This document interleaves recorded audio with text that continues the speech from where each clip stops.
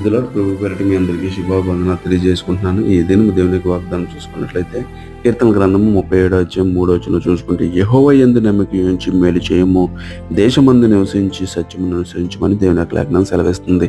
అయితే గడిచిన నెలంతా కూడా మనం చేసినటువంటి పరిస్థితులు ఎలాగున్నప్పటికీ కూడా, మన ఆలోచన ఎలాగున్నప్పటికీ కూడా, మనం చేసే పనులు ఎలాగున్నప్పటికీ కూడా, ఈ దినాన ఇలా స్తుతించగలుగుతున్నాం, ఇలా జీవించగలుగుతున్నాము అంటే దేవుని యొక్క కృప.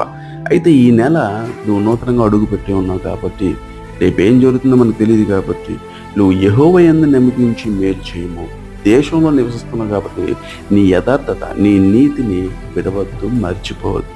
నువ్వు జీవిస్తున్న కాలం అంతా కూడా ఇక్క మీదటి నుంచి నువ్వు మేలు చేయటం, సత్యమును అనుసరించి నడుచుకోగలిగితే దేవుని యొక్క కృప మెండుగా నీకును, నాకును, మన కుటుంబాలన్నింటికి కూడా మరి నిశ్చయంగా స్థిరపరచబడును గాక. ఆమె గాడ్ బ్లెస్ యూ. దేవుడు మిమ్మల్ని దీవించి ఆశీర్వదించి నెలంతా నడుపును గాక.